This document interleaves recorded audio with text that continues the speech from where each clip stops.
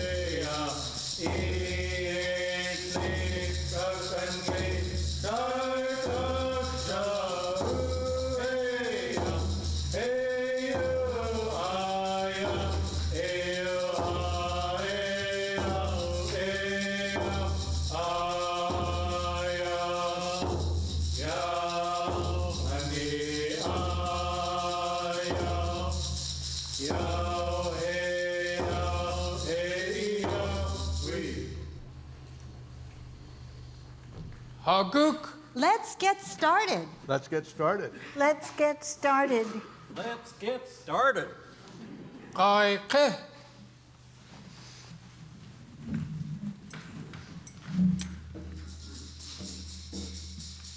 Khinkaduneek Khinkaduneek wasak. Yet nach Katasse. Yet letach. De shut atla. Chukanedi yadi Katasse. January 4th, Khinkaduneek, 1950. Way Bureau of Indian Affairs, Native Hospital, Tuk, Antikihini Khan, Ach Ish, Chochtla, Astusai, Ach Ish, Kityanai, Achtla, Segere. Khinkaduneek. My name is Khinkaduneek, Lillian Verna Petershoare. I am Yenyedi of the Wolf moiety. My clan originates from the Taku River.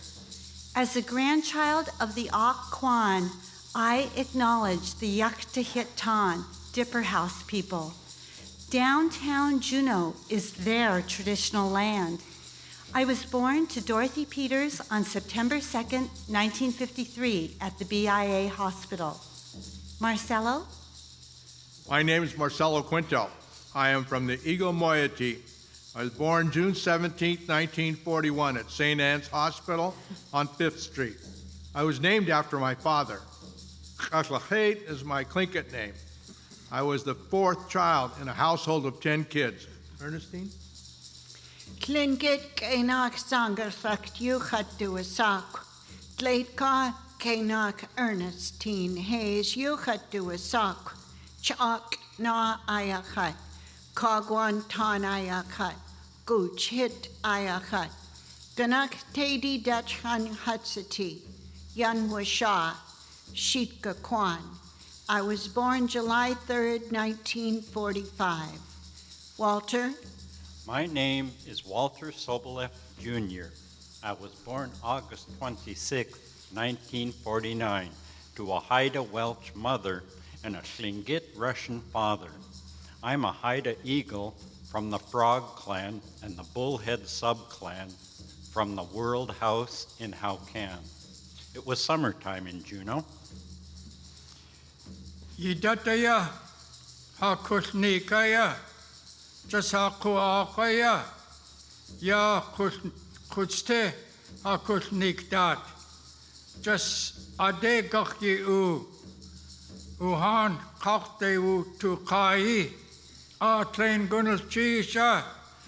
Goodness cheese.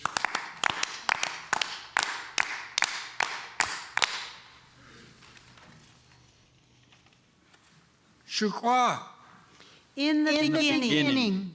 Shukwa. Gao Kojati. Ha'ani Kuk. Hana Hiti Hitki. Tuk. Ha Tlisko Has. Kojati in. In the beginning, in a clan house at the edge of the rainforest of Khinkaduneek, my ancestors live. My uncles raised their nephews. My grandmothers weave and tell stories. My clan relatives hunt and carve totems. My aunties gather berries and smoke fish. In ceremonies, they say to each other, Ye Gayakwan, Aan Yátx'u Sáani. Noble people of the land, take take courage. They are Tlingit. Tlingit means the real people. They have everything they need. Vigorous legal systems, effective education systems, efficient health systems. Elaborate social orders, elegant art, and philosophy. Sophisticated kinship systems, complex language, profitable trade systems. They have every social institution for their children and grandchildren to flourish for thousands of years. they have no way to know that their world will turn upside down. Their world will turn upside down. 1792. 1792. White man's age of exploration.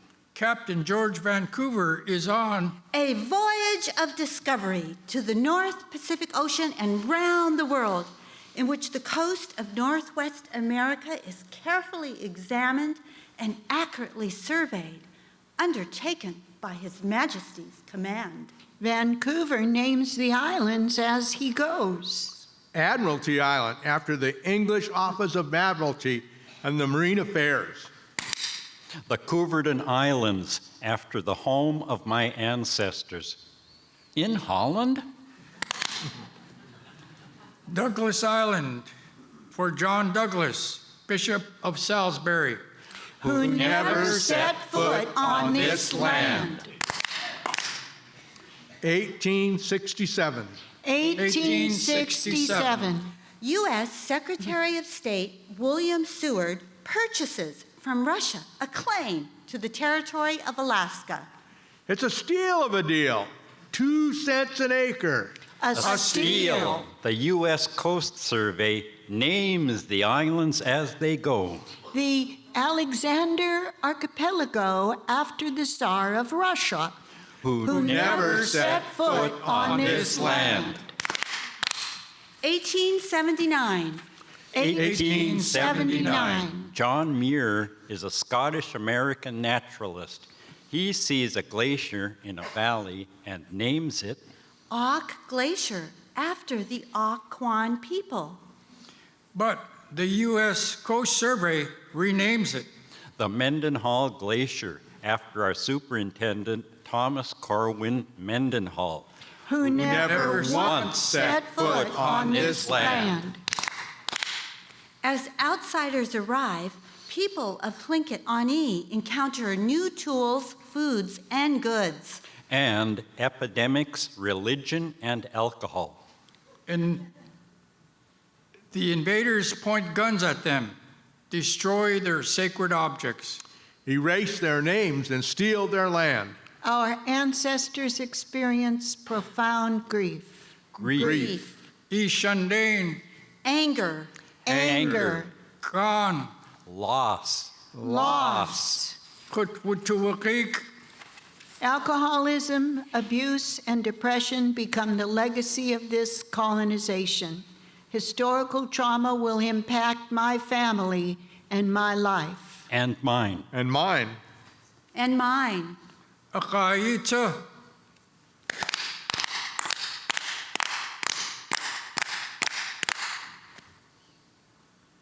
(1880) 1880. 1880. 1880. 1880. 1880. Gold prospector George Piltz hires a Tlingit chief named Kaash to guide 2 miners. They are Richard Harris and Joseph Juneau. In dugout canoes, they come ashore at Santa Kahini. Eureka! Gold. A boomtown is born. Thousands of outsiders arrive by steamship. The U.S. Navy maintains law and order, led by Commander Charles Rockwell. The miners named their new city, Pillsburg, Harrisburg. Rockwell. And finally, Juneau. Kaash becomes a police officer in the Gold Rush City. In the midst of upheaval, he's an early model of cross-cultural cooperation. Kaash will become my great-great-grandfather. 1881. 1881. Telephone Hill. Navy Hill, Government Hill. Telegraph Hill. Telephone Hill. Navy Commander Rockwell establishes a garrison on the bluff, separating the mining camp from the Tlingit village. Many Native people moved to Juneau for work, but racial tensions are running high. 3 Tlingit men are hanged on gallows on the beachfront. A visiting tourist writes that Juneau is a place of violence and lawless death. Rockwell wants to keep people safe in the region, so his Navy soldiers forced the entire village at Auk Bay to relocate to downtown. They capture Aquan shamans and cut their hair to humiliate them. They mount a loaded cannon on Telephone Hill, pointing at the village, watching the natives. 1900. 1900. Dick Willoughby from Missouri comes to Juneau to make his fortune. He's a prospector. He's a snake oil salesman. He's a crook. He sells liquor and buys real estate. He peddles a wildly popular postcard of the Silent City, a Russian ghost town, that he claims appears on the face of a glacier once a year. The Silent City is actually his double-exposed photograph of the Muir Glacier and the English city of Bristol. But tourists are convinced that he can see Russia from his house. When Willoughby dies, real estate baron Emery Valentine becomes the executor of his estate. Valentine signs Willoughby's properties over to himself, but he throws a bone to his dead friend, announcing a name for a new road, Willoughby Avenue. Willoughby Avenue skirts the beach on the wood pilings. It cuts through native families' property lines and crosses the bountiful stream that miners call Gold Creek. We know its true name. Santa Kahini. Right over there. 1922. 1922. Sitka. Native kids from all over Alaska are enrolled at the boarding school established by Presbyterian missionary Sheldon Jackson. There's a straight-A student from the village of Killisnoo. Walter Soboleff. He meets a girl who's also on the honor roll. Genevieve Ross. From Howcan, near Ketchikan. Walter's mother asks him, Is this young woman good enough to marry you? His mother travels from Angoon to Craig just to check out the pedigree of Genevieve's family. She approves. Walter and Genevieve. Genevieve and Walter. They will become my parents. 1924. 1924. Sitka. the Alaska Native Brotherhood. The A&B. The A&B is the oldest known indigenous civil rights organization in the world. It grows from Sitka throughout our region. In Washington, D.C., the A&B achieves a victory. The Indian Citizenship Act. Alaska Natives win full citizenship. The Brotherhood And its sister group, the Alaska Native Sisterhood, continue fighting for equal protection under the law, for land claims, education, and for fisheries.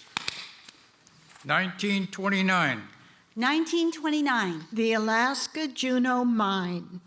After 1 month of journey by sea from the Philippines, Marcelo Quinto Sr. arrives in Juneau. He's 19 years old and has a degree in automotive engineering. He wants to find work.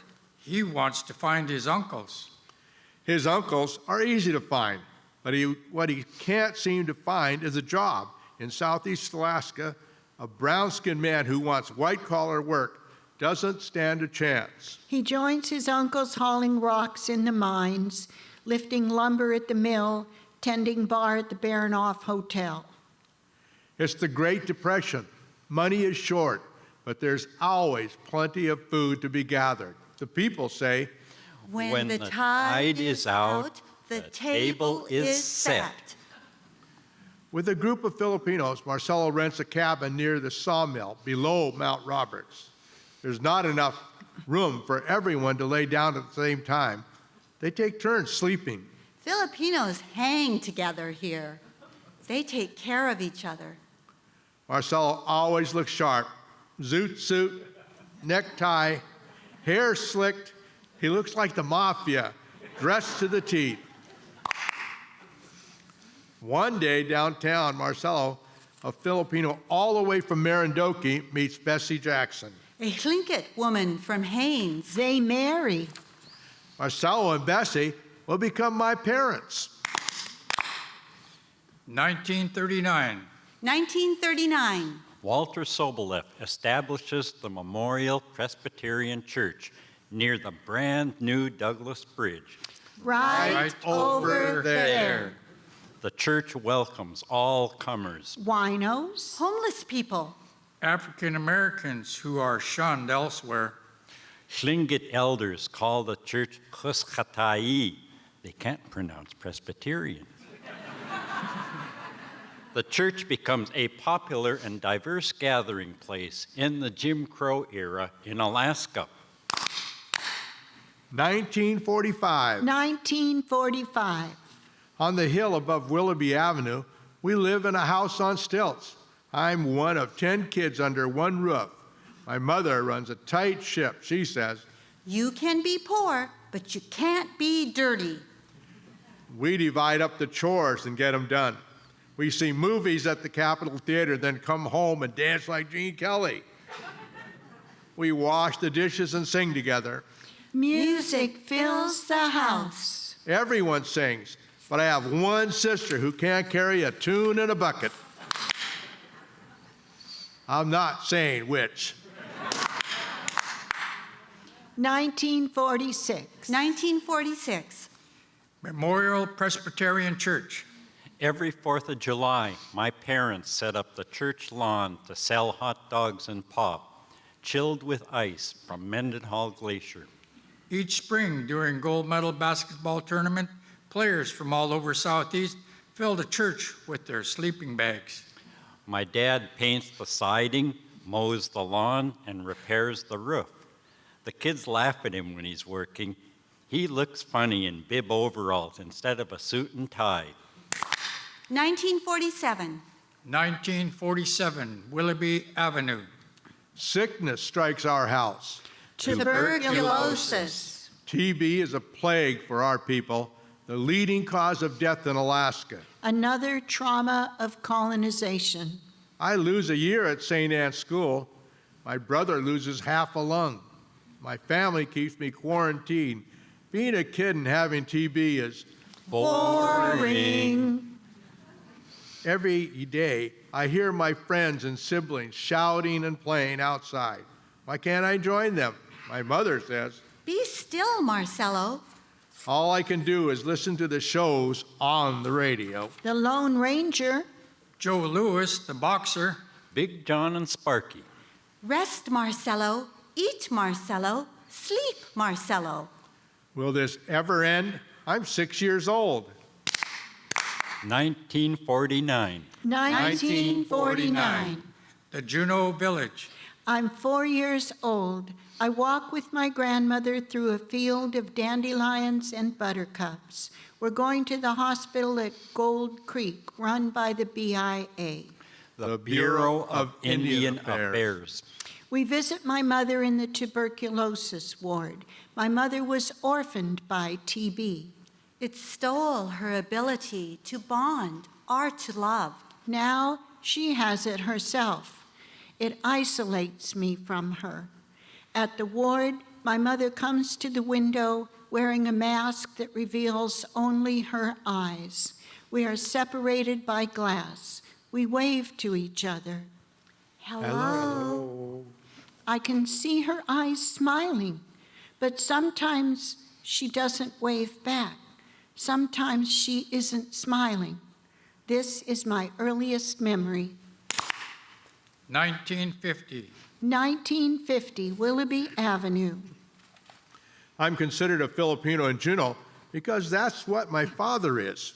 The head of household law says, If a father is non-native, the children are not eligible for BIA services. But with my Tlingit mother, I'm a mestizo. I navigate prejudice differently. Storefronts say, No dogs or Indians allowed. but sometimes I can still go in. There's friction between Tlingits and Filipinos. Some natives tell us, your mother climbed a ladder by marrying a Filipino. She thinks she's better than us. it's the Filipino community that looks out for us. They welcome my mother. I'm 9 years old. 1950. 1950, 701 Capitol Avenue. I'm 5 years old. I live with my grandparents on our land in the village. They struggle with alcohol abuse, so I'm often left on my own. I go to the Juneau Library where I discover books. Dick and Jane. C-Spot Run. These books introduce me to Words. Text. Stories. these become my best companions. 1954. The Juneau Cold Storage Docks. Right down there. There. I'm 1 year old. My mother, Dorothy, is a single parent. Sam Cornell shows up on his fishing boat after working his way here from the Philippines. He plays guitar and sings with a friend. Passersby stop and listen. Sam catches Dorothy's eye. She's pushing me in a stroller. Sam winks. Ooh. The next day, Sam sees us downtown and says hello. He slips two $100 bills in my toddler coat pocket. My mother says, I cannot accept this money. but Sam corrects her. You don't understand. It's not for you. It's for your daughter. Sam and Dorothy, Dorothy and Sam. Sam will become my father. When Sam and Dorothy marry, Dorothy's mother brings them to her land in the village, land passed down from her mother. She gives the land to Dorothy and Sam as a wedding gift. Dorothy's mother picks up a handful of soil and lets the dirt pass through her fingers. She says, Always hold on to this land. Never let it leave our family. 1955. 1955. North Douglas Island. Kijin Katagu Nil Achun Has to Lag Has Hayati. cleaning fish. Picking berries. Hauling wood. Western culture named all of this a four-letter word, W-O-R-K. Work. But we don't know it as work. Kusteaya at will tu ataya, stuat will tu at awe. 1955. 1955. The canneries. Every summer, my family works the fish canneries of Southeast Alaska. Excursion Inlet. Teneke Springs, Hood Bay. Hawk Inlet. We live in cabins. We put up food for the winter. We meet Tlingit people from everywhere. and Filipino workers from everywhere else. It's my job to wake up first and start the fire in our cabin stove with the coal from the company bag outside our door. My sisters leave early to start hand packing. Stocking salmon cans into boxes. I cook the family lunch. Today, it's rice and fish. Tomorrow, it's fish and rice. Filipino workers run the canning equipment. White workers manage the office and the store. Native workers are on the slime line, gutting and cleaning the fish. Sometimes I put on rain gear and work with the native ladies. We laugh and we tell stories while we slop the fish into every can. Housing is segregated just like the jobs. White bunkhouses. Native village. Filipino bunkhouses. All night we gamble. One year on the first night of the season, I win $1,500 in a dice game. That's more than a summer's worth of work. I know what the other guys expect me to do. Play dice again tomorrow and gamble that money back to us. Instead, I hop a plane to Juneau. My brother calls me. He says, Don't bother coming back here. They're looking for you. 1955. Juneau, 386 Village Street. My sister and I grow up in a house with 6 boys. My younger brother and cousin are always fighting. One day, I sit them in chairs back to back and tie them together with a rope. I say to them, Stay here until you learn to get along. when we fight with each other, Mom takes a tear from the child in pain and places it on the cheek of the child who caused the hurt. It's something her mother taught her. She says, When one cries, you both cry.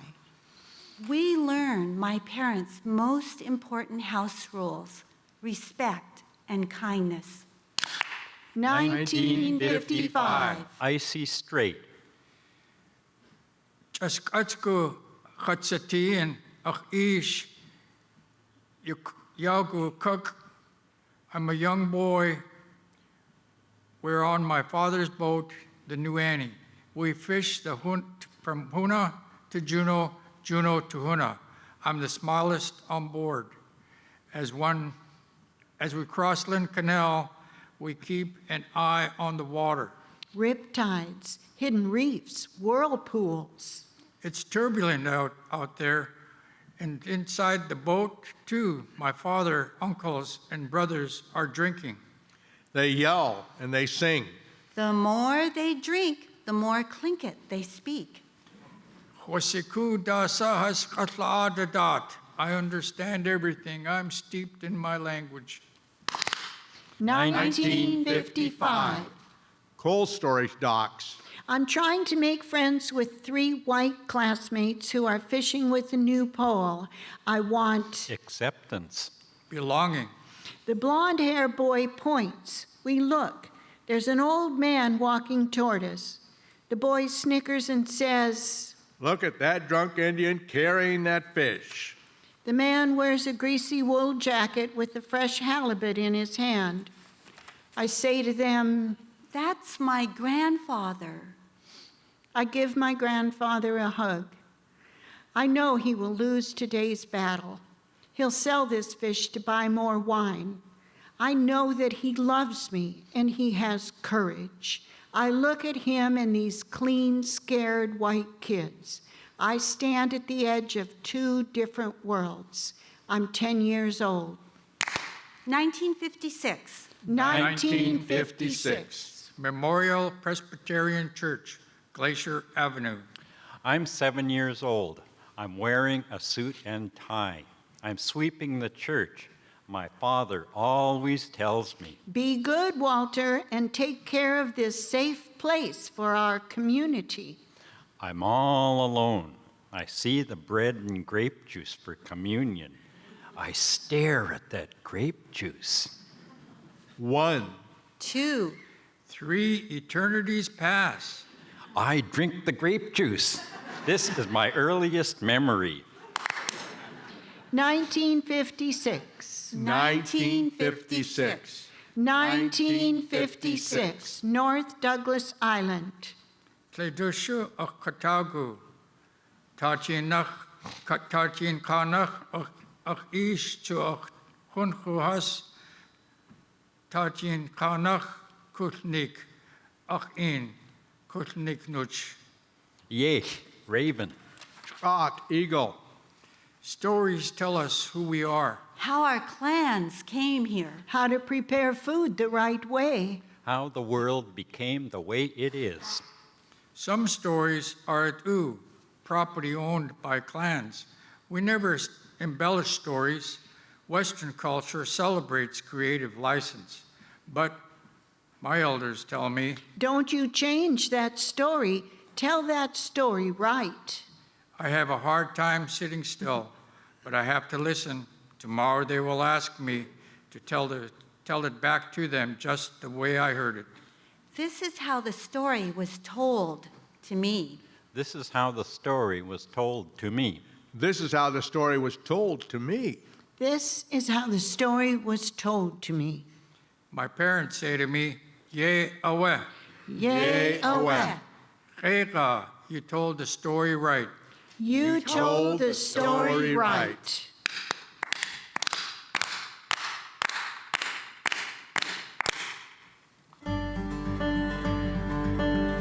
Kaidanak.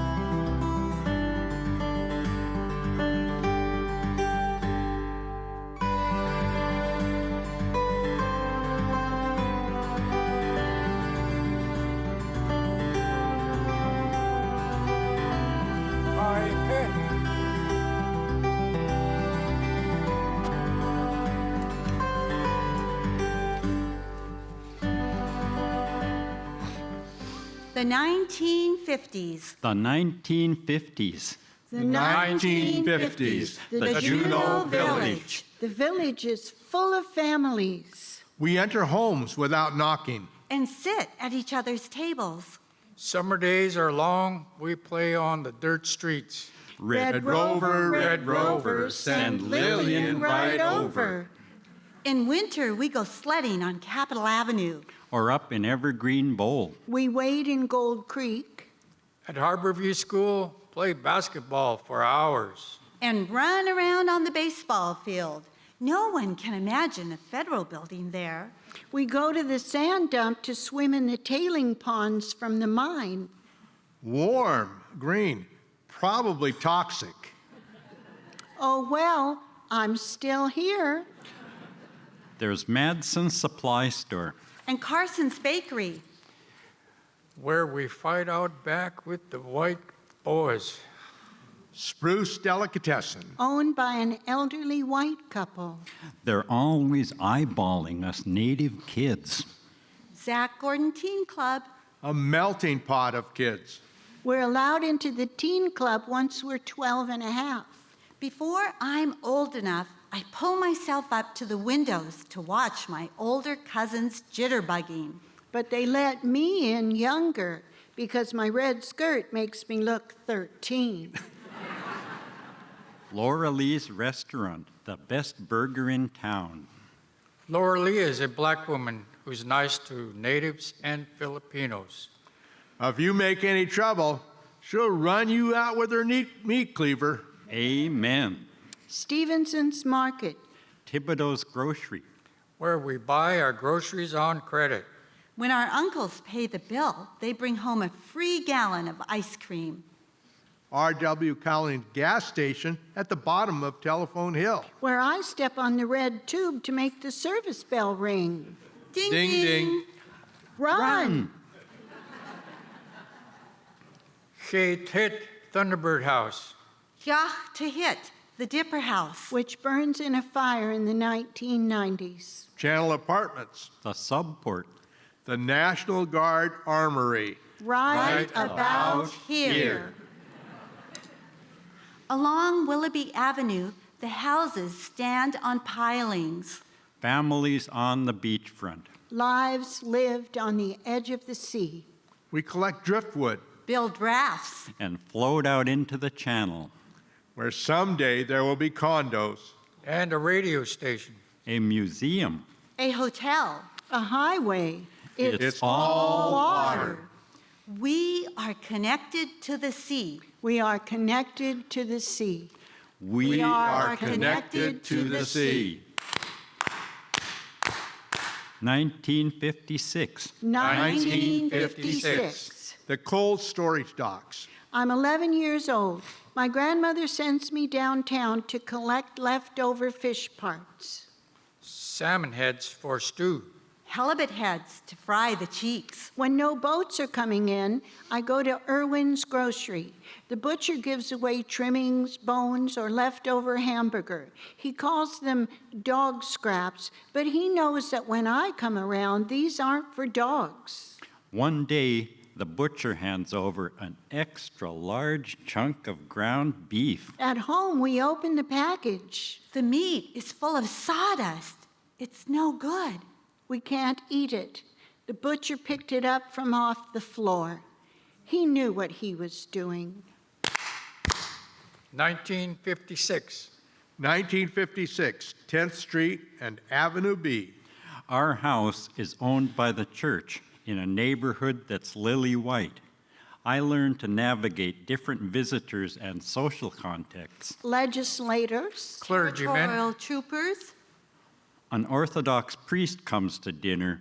He has a big old ZZ Top beard that scares the daylights out of me. When people need shelter, our doors are open. I always have to move into my brother's bedroom so guests can stay in mine. Alcoholics in recovery. women escaping domestic violence. It's not easy for my mom. One night, she has a pot roast in the oven. My father hears about a house fire in Douglas. He takes the roast right out of the oven and drives across the bridge to give it away. Dad's always available to the community, but he's not always available to me. It's hard having a father who's a national monument. 1957. 1957. Willoughby Avenue. I'm 17 years old. I notice racial tensions more and more.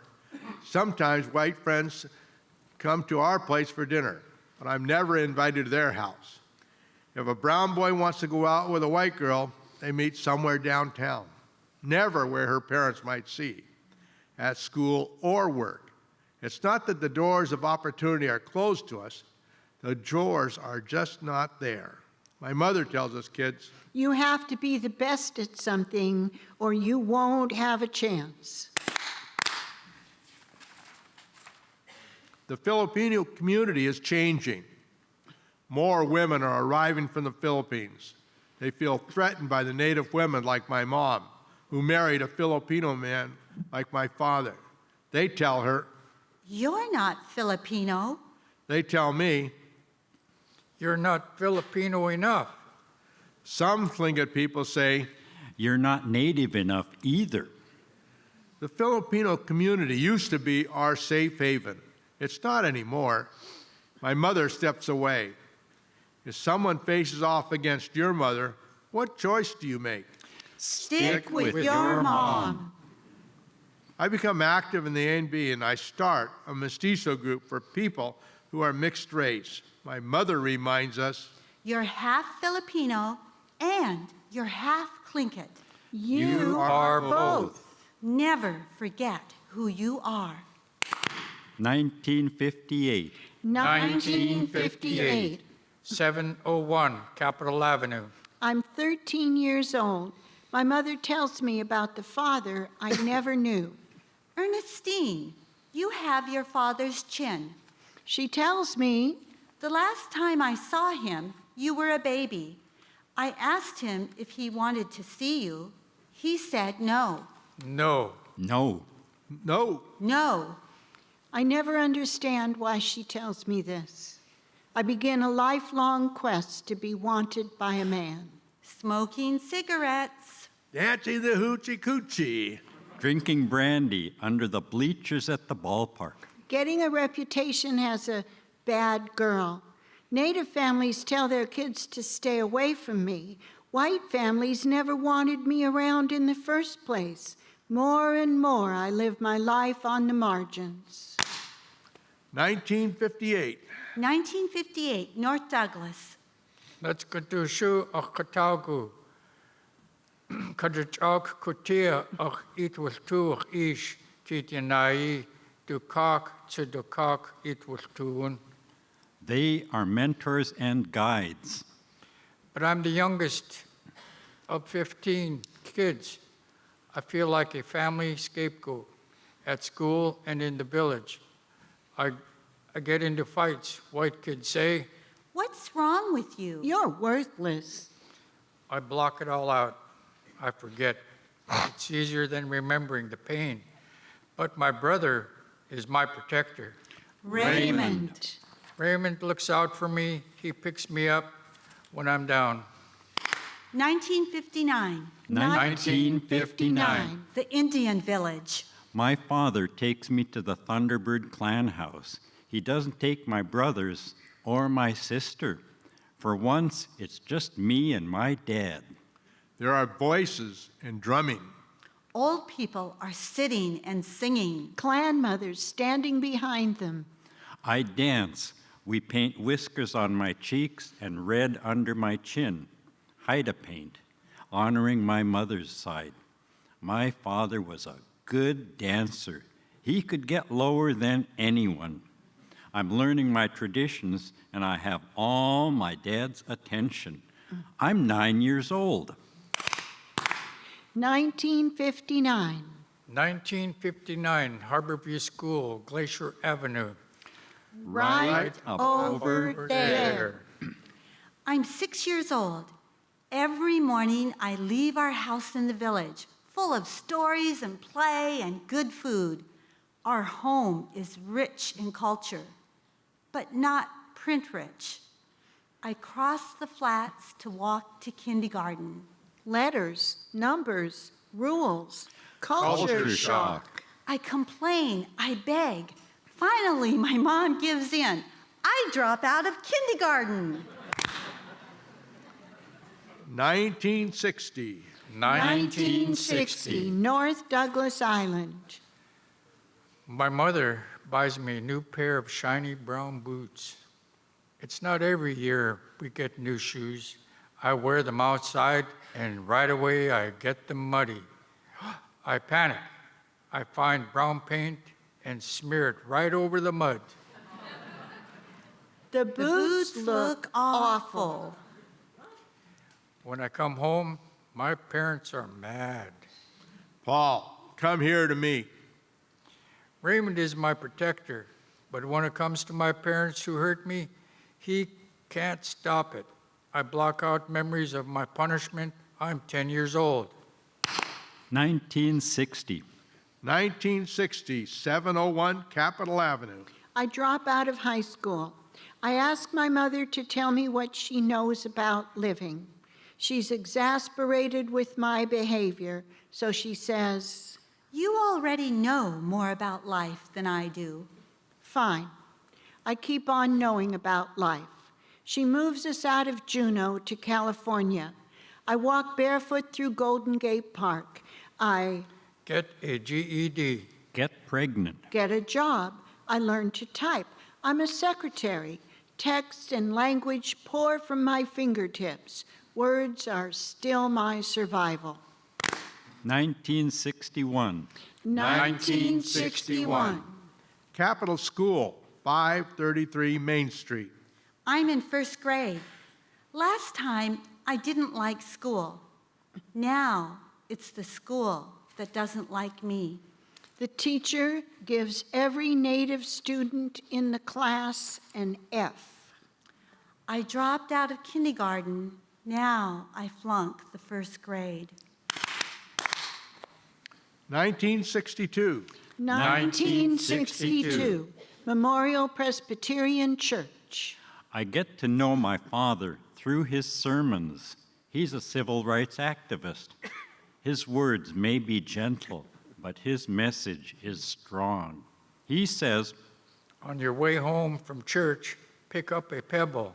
It's cold, but hold it in your hand and it will slowly warm. I think to myself, why is he talking about a stone? But later, I understand it. Love is like this. Embrace someone cold, and love will gently warm them. I wish my father would embrace me, but when he preaches, I feel a little less lonely. I'm 13 years old. 1963. 1963. North Douglas Island. My parents are singing a movie at the Capitol Theater.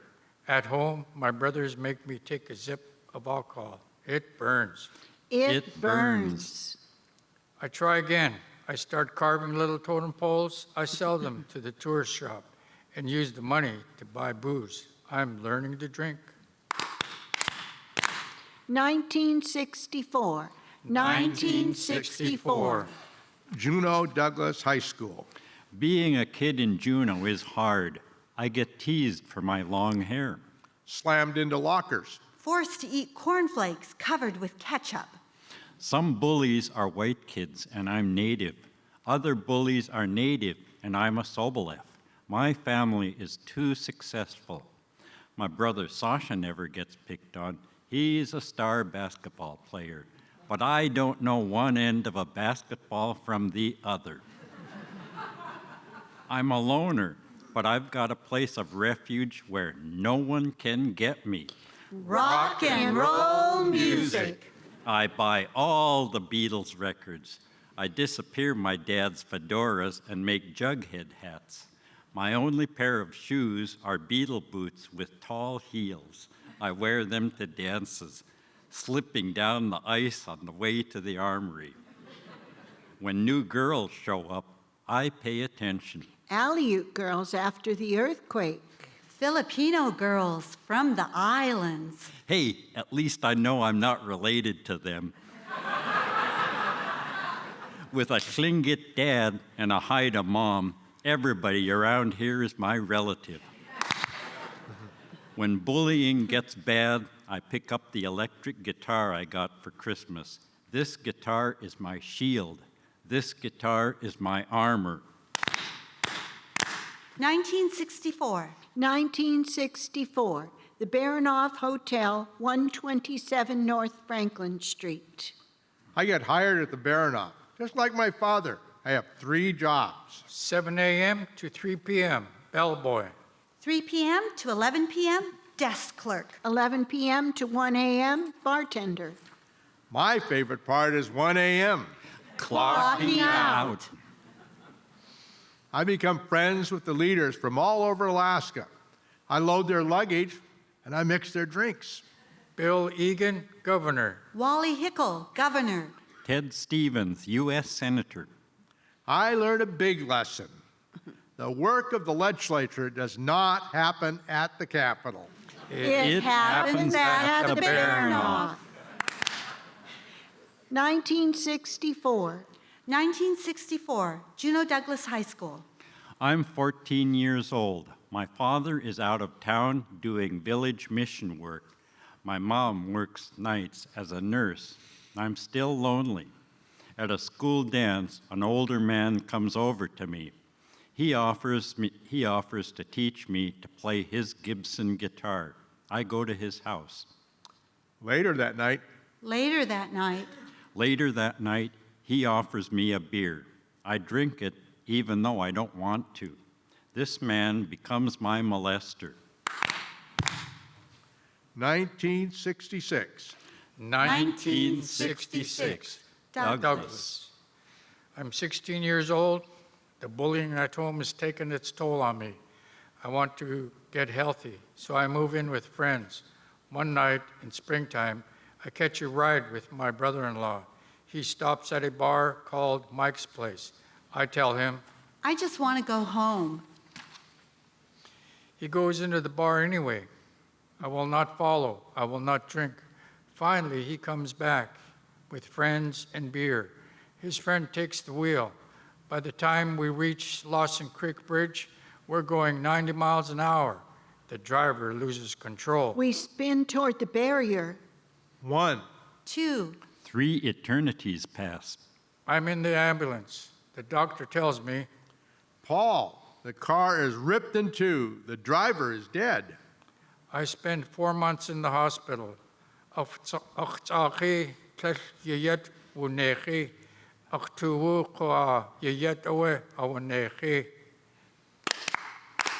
1966, 10th Street and B. The man who abused me moves out of Juneau. I'm relieved, but I still feel trapped. I wonder. Is this a normal thing? Is this my fault? I know I can never tell my parents. I'm 16 years old. 1967, 1967, North Douglas Island. For 1 year after the car crash, I am wrapped. Wrapped, In metal brace, I'm bound. bound. With leather straps, there's another car accident at Mendenhall Lake. My brother Raymond is killed. My brother, my protector, my friend is gone. Alcohol is doing this to us. It binds us. It holds us back. Alcohol is our colonial inheritance, but I know I will survive. I know. I know. I know. I know. I know I will survive. Hagachtud Hosiku Hagachtud Lak.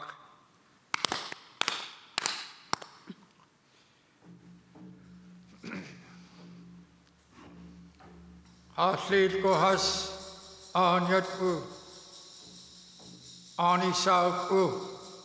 These are our grandparents' names on the land. Mount Juneau, Yanda At Kasla. beautifully adorned face. Auk Recreation Area, On Gatchu. the The The town. town that moved. Perseverance Valley, Itchi Shana. Sparkling Valley. Taku River. Aku. Flood of geese. Douglas Island. Sayek. Spirit Helper. Mount Roberts, Ushkinach Dei. Trails above each other. Juneau, The Katataka. Yewuti Yatratki Atka At. The place that has everything.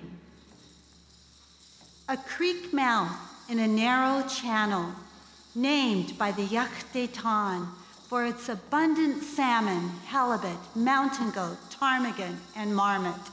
Juneau, The place that has everything. The place that has everything. Home.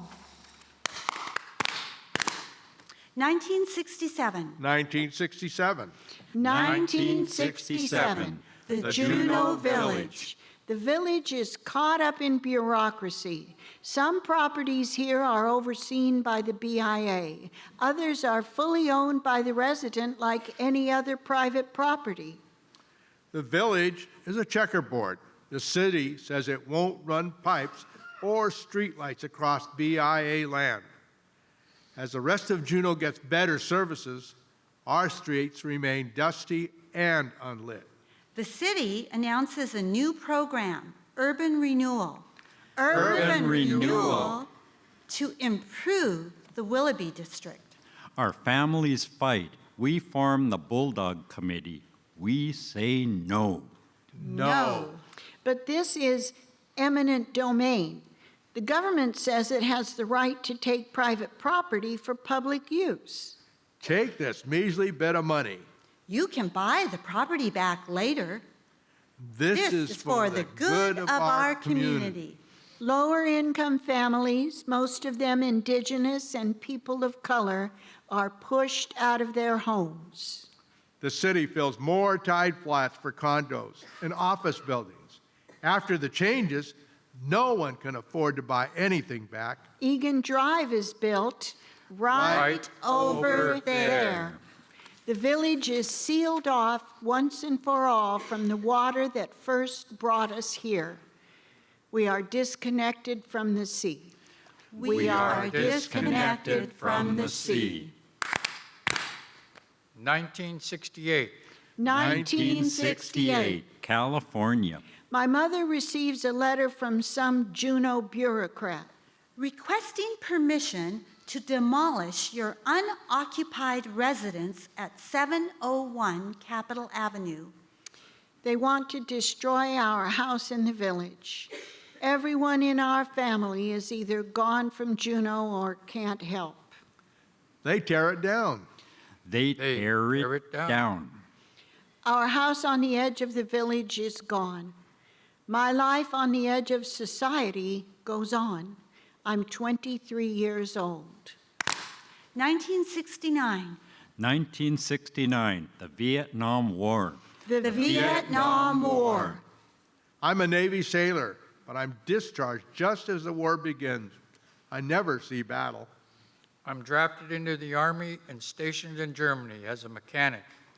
We spend months fearing being sent to Vietnam. I never see battle. It's my 19th birthday, and I'm backed into a corner by the draft.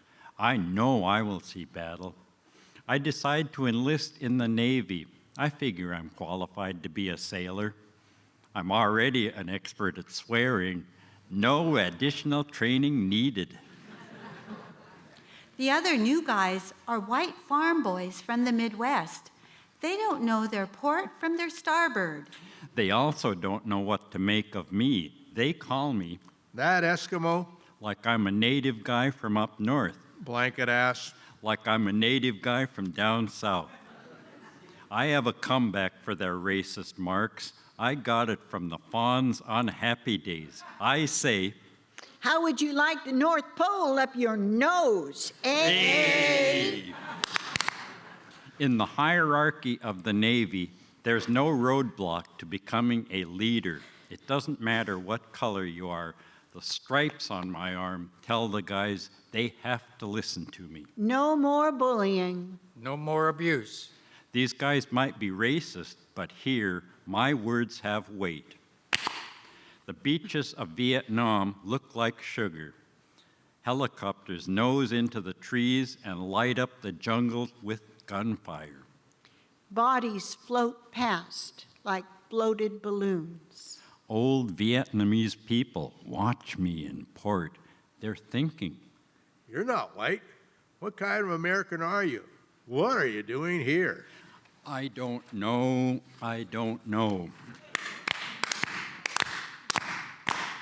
1971. 1971. Juneau Douglas High School. I'm 19 years old and a senior in high school. Everyone is talking about oil and the pipeline. The Alaska Native Claims Settlement Act passes, and I become an outspoken advocate for land claims. Other students don't understand why the government is giving this big settlement to natives. I tell them, This land has been ours since time immemorial. The U.S. has never acknowledged that, from William Seward to statehood until today. one student who does listen to me is Steve, an exchange student from England. One day he asks me, Lillian, what kind of person do you want to marry? I answer with a list, a long long. list. Steve says, No such man lives on this earth. 5 years later, Steve will become my husband. 1972. 1972, North Douglas Island. My wife Nancy is Norwegian, but in our house she makes all the traditional foods: dry fish, Smoked fish.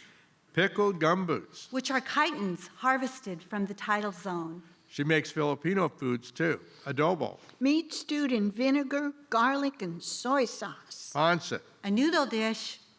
and sinigang. A spicy soup. My wife is my rock. We bridge the divide between a Juneau mestizo and a white girl from Petershoare, Alaska. And the equally large divide between our Catholic and Lutheran heritage.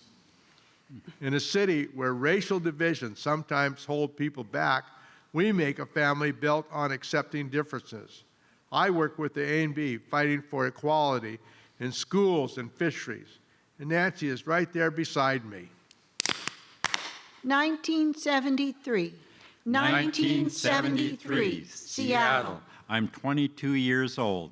The Vietnam War is over. Our flight lands at SeaTac Airport and protesters are waiting for us. They shout, Warmonger. Baby killer. Psycho. "What do I have to show for this war? 4 deployments, 3 stripes, 4 stars, and also 1 failed marriage with a bunch of dead friends and a life of post-traumatic stress. I feel lonely again, even though I'm coming home." 1975. 1975, Juneau School District. Congress passes the Indian Self-Determination Act. Now we can determine what we need. For ourselves.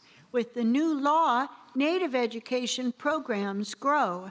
The school district introduces new positions called cultural specialists. My father, mother, siblings, and I take on these leadership roles. I teach language and stories. My traditional knowledge has new value in the Kaash economy.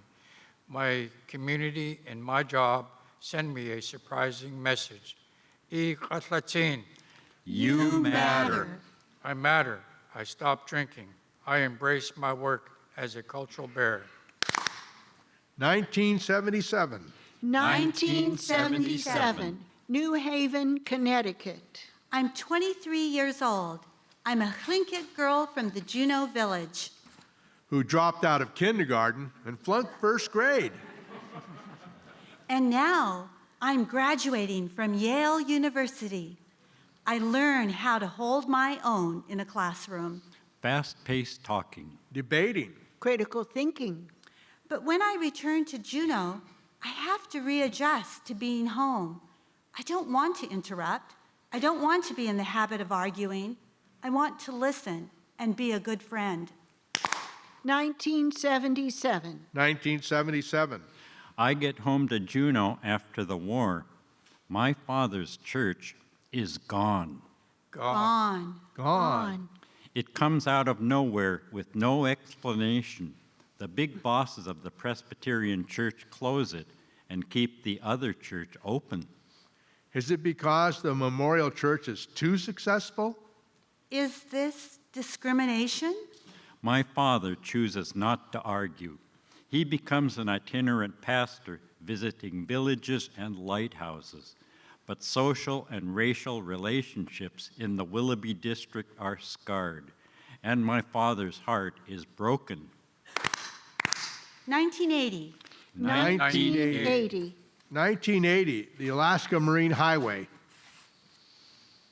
Yat at kikak wushtin wutu at tsuwushtin wutu kuknuch akshadahani in Donawak Austin Hammond, Senior, Chatlak duin Kwakuknuch. He teaches me protocol. He tells me stories. He says, In the future, these stories will come back to you. You will stand up to speak, not knowing what you'll say. and our stories will pull you. Our stories will pull you. Our stories will pull you like a rope.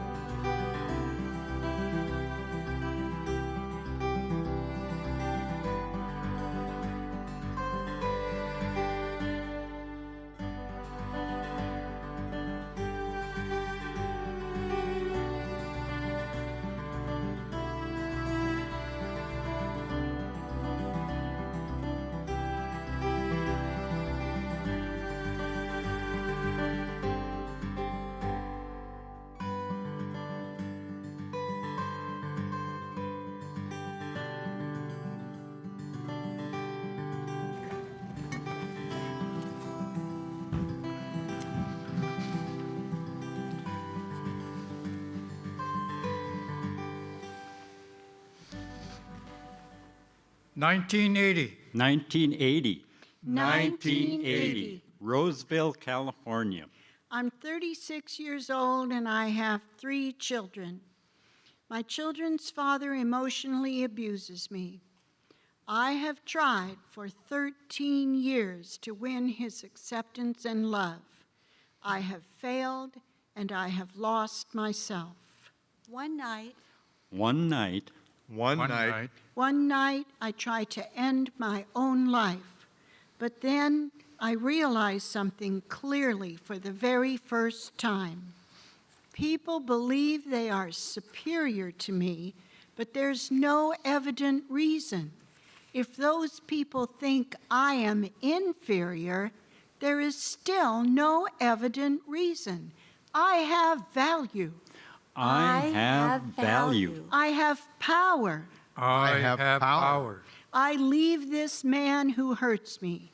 I sell our California house. I take back my kids, and I say to myself, let me go home to Alaska, or let me die with my thoughts facing north. 1984. 1984. Fairbanks Native Association. After working on the Alaska pipeline, I take a new job as an alcoholism recovery counselor. I learn ways to fight the disease for our people. 1. Communication. Tell others and yourself about your struggles and your needs.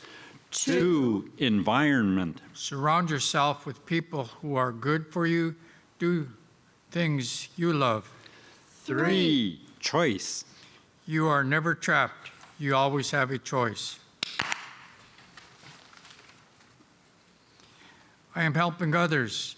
I am still fighting my own battle. Sometimes the trauma that my people carry weighs heavily on my shoulders. 1989. 1989, 701 Capitol Avenue.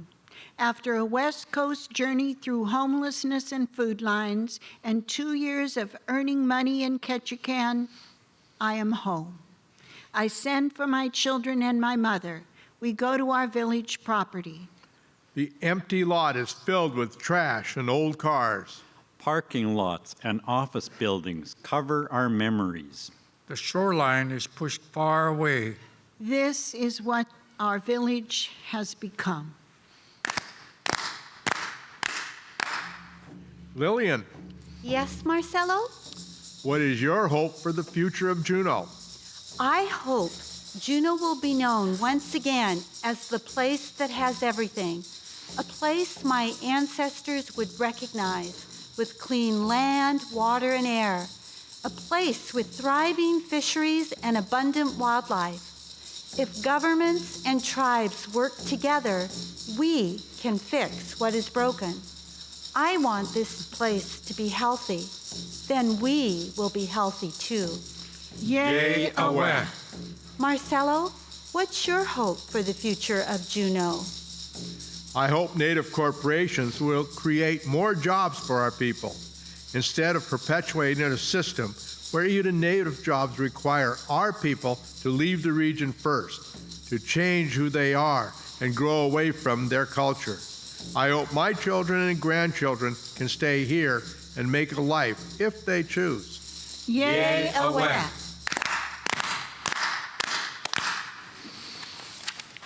1995. 1995. 1995, Lemon Creek. I live in a trailer and work. I care for my mother and children and try to do right by them. And I read. And I read. And read. And read. For the first time, I read work by Indigenous writers. They tell truthful stories with text, words, and language. I want to do this. I can do this. I decide to go to college. I enroll at the University of Alaska Southeast. I'm 50 years old. 1995. 1995, the State Office Building. Right up there. I struggled to get a job in Juneau. discrimination against natives is alive and well. I have a nickname for my long hair, My probable cause. and I know what DWI really stands for. Driving wild Indian. Eventually, I get a job in the government mailroom. One day, I run across a pamphlet from the Department of Health and Social Services. It says, Steps to healing for survivors of child sexual abuse. I open the booklet. The first page tells me, Remember what happened. Allow your anger. Break your silence. No, it's not your fault. Resolve and move on. in this booklet, I recognize myself. It's time for me to get help. I find a counselor and I let it all go. It's easy for me to heal after a lifetime of loneliness. I finally found somebody to listen. 1996. 1996, 386 Village Street. Our family house is on fire. A freak summer taku wind is blowing. The fire is hard to fight. Firefighters spray down the houses next door to try to contain the damage. But while they spray over here and over there, We stand and watch everything burn to the ground. The walls and roof our father Sam built. Within a few hours, everything is gone. For my mother, living away from her land begins to take a toll on her.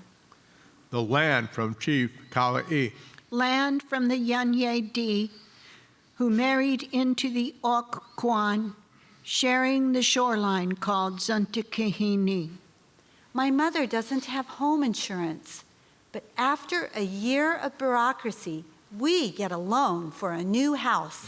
4 bedrooms with space for the children and grandchildren. My mother returns to her land. 1999. 1999. 1999, Glacier Highway. I'm driving with my dad. I'm talking with him about the war, about the closure of the memorial church, about the abuse. He is quiet. For once, this man of words can't find the right ones. He says he wishes he could have helped me learn the trumpet as a kid. He doesn't say, I'm sorry. but I know that he is trying to. All I ever wished was that my father would get me. Instead, he left our family name imprinted all over Southeast Alaska. The Soboleff Airport in Angoon. The Soboleff Pioneer Home in Haines. The Soboleff Building at University of Alaska Southeast. The Walter Soboleff Center at Sea Alaska Heritage Institute. I accept my dad for who he was. I know he did his best for me, and he gave me my name. I like to call it the S word, Soboleff.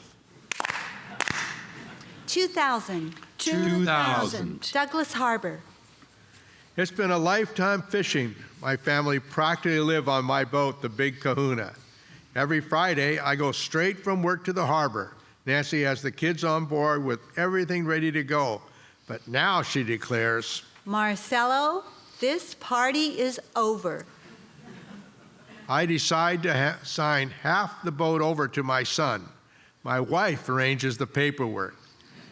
It's only after the ink is dry that I realize it wasn't half the boat. Wait a second. I just gave my boat away? I look at Nancy and she just smiles. When you've been married this long, you don't even respond. Paul, Yes, Walter?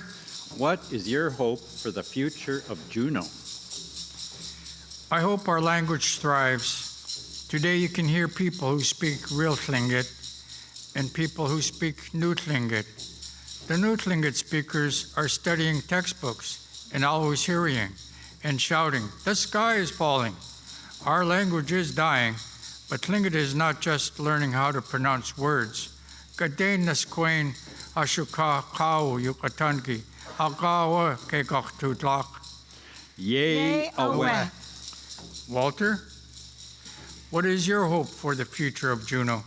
I hope our community gets more and more understanding, more recognition of all our racial and cultural diversity.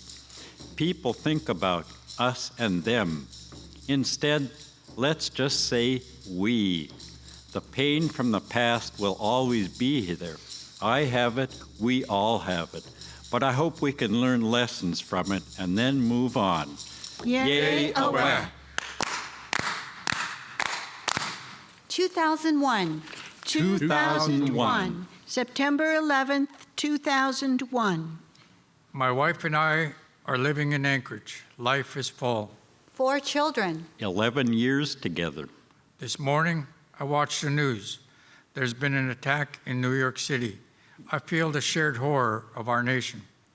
Later that day, Later that day, my wife tells me she wants a divorce.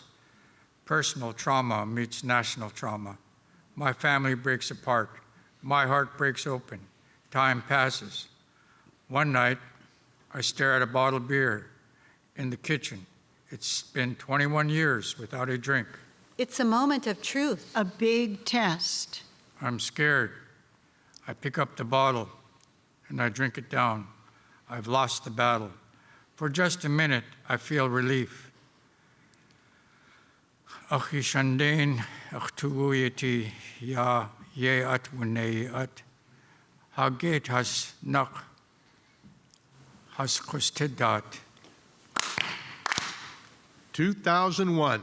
2001, University of Alaska Southeast. I am graduating with my bachelor's degree. I'm invited to give the commencement speech. I don't own regalia, so I borrow Rosita Whirl's eagle blanket. I speak Words. text, Stories. wearing this blanket, standing on Khinkaduneek, I feel the power of who I am. I go on to earn a Master's of Fine Art in Writing and become a university professor. I become Alaska's Writer Laureate. I am saved By words. by the land. by all this history. 2002. 2002, the Alaska Native Brotherhood. I'm elected president of A&B, Camp 70. It's like they always say, The winner is actually the loser. because there's work to do, and now everybody looks at me to do it, but I feel proud. Proud that Camp 70 is the most active chapter in Southeast Alaska. Proud to testify at the Capitol on behalf of my people.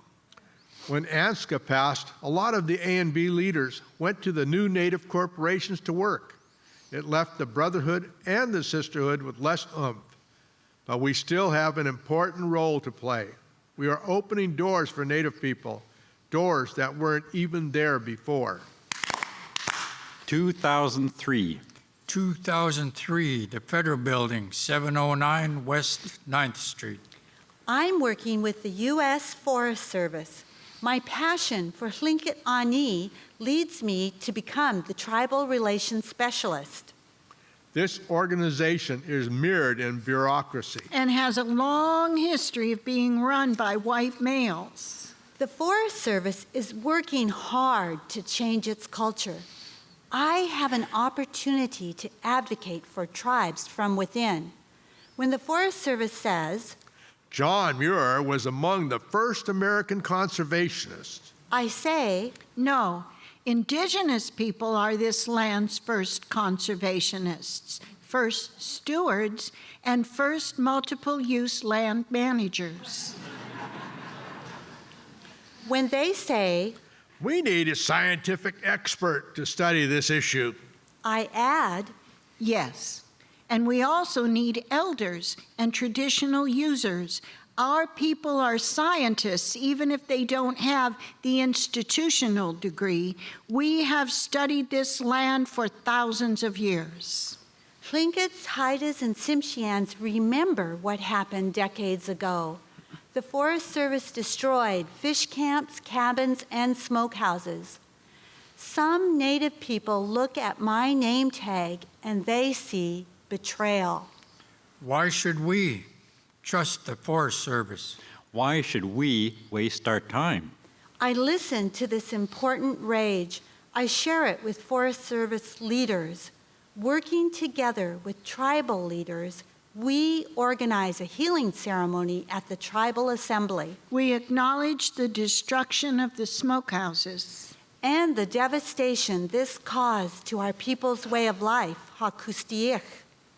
I know that by working together to address this painful history, we can do what's best for our land and our people. 2006. 2006, the Mendenhall Valley. At home on my phone, I'm testifying in the trial of the man who abused me. He's been caught in California for crimes in numerous states. I tell my story and I feel free. The man is sentenced to 152 years in prison. But ever since that high school dance, I can't play the guitar anymore. I try. I see shrinks. I say to myself, I want to play. I know how to play. but my fingers just don't know where to go. I collect guitars, but I never make music with them. 2009. 2009, Landmark Apostolic Church, Glacier Highway. I feel lost without my family. It's been years since I've gone to church, but today it's Father's Day, and I decide to honor my Heavenly Father. I was raised in understanding that Christianity and traditional Tlingit ways line up with each other. Don't steal. Don't lie. Don't be arrogant. Be generous, caring, and empathetic. I enter the church and sit at the pew. These lessons from my elders wash over me. The Holy Spirit moves on me. I cry. God is bringing me back to my life of scripture and tradition. I decide to quit drinking, and this time it's for good. I'm making this choice. 2017. 2017. Donna's Restaurant, the Mendenhall Valley. I eat breakfast every week with a group of guys I've known for years. People joke. Marcelo's hanging out again with his redneck Republican friends. We can agree to disagree. This is what it means to live in a community. When Barack Obama wins his first term as president, I walk in the diner and say to them, You guys all stand. You have to honor me. and when Trump wins the election, they tell me to stand up. Surrender. Eat your words. But I just eat my pancakes and sip my coffee and wait for America to get great again.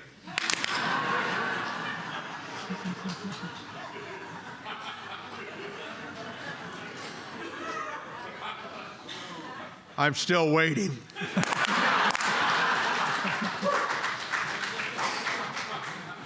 Two 2017. 2017, North Douglas Island. When I speak and think in Tlingit, sometimes Western people get frustrated. They ask me too many questions. They say to me, You're not talking about what I asked. Who? What? Where? When? Why? Why? Why? you just have to be patient. Tlingit language and thinking overlap, like circles or like weaving. At this point in my life, I'm going to think how I think and let you try to catch up. Ernestine? Yes, Walter? What is your hope for the future of Juneau? When I went to college, it didn't just change me. It changed my generations. My sons are better for it, and their children will be. I hope Juneau will continue changing our generations. If we each can change just one life, we can change Alaska. Yay away.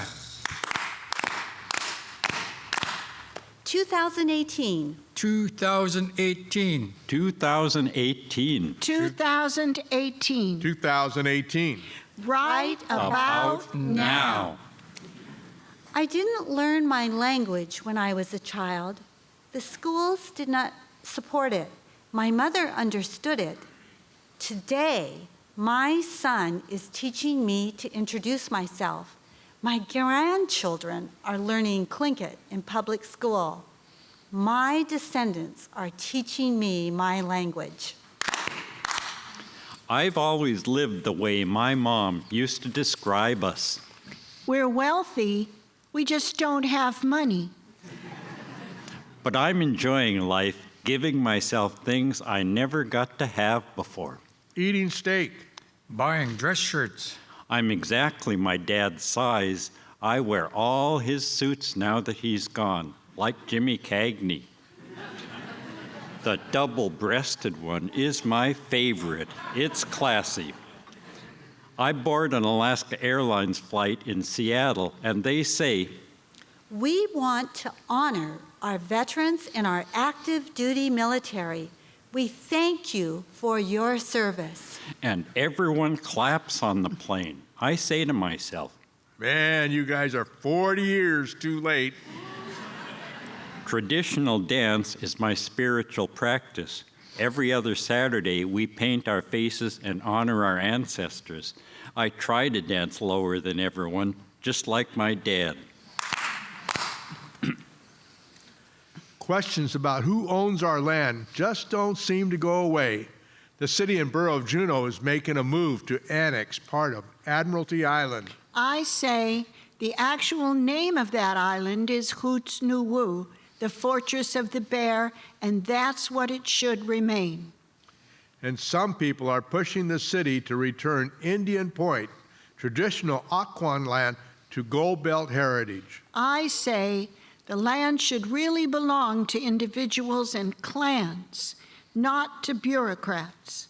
But if it must be in the hands of a corporation, then an indigenous corporation is a move in the right direction. I will keep fighting for justice and equality in land ownership. We have 106 years of A&B behind us. Our elders are passing away. I am the only person in my clan who speaks Tlingit and knows the protocols. I become a leader for the Tlaquaquari. I teach language and stories so we can remember who we are and be ready for what is to come. I think about the words of my friend, David Katzik, Achlil Kingeste. Leader of the Shunku KD. He says, Look at the Chilkat Mountains. They have experienced so much trauma. Winds bombarding them. Snow and rain carving them. Ice crushing them. And still they stand. They are even more beautiful because of that pressure. We are the mountains. We are the mountains. We are the mountains. We are the Chilkat Mountains. Kigach Tudlak, Chilkat Shah Uhan.